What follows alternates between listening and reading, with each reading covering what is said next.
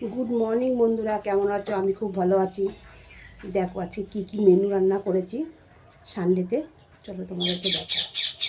প্রথমে দেখাই মাছের ঝাল, রুই মাছ আর পোনা মাছ দিয়ে ঝাল, কারণ এটা আমার ছেলের ফেভারিট খাবার। আর করেছি হলো শিমের ঝাল, এটা আমার বরের জন্য, ও নাকি খুব ভালো খায়। করেছি ডুমো ডুমো করে লাউ কেটে ধনে পাতা দিয়ে, এটাও খুব ভালো খায়।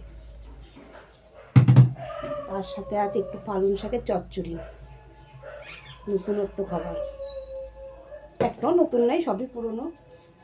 আর গরম ভাত, দেখো ধোয়া হচ্ছে, ভাতের তেল দেখেছো।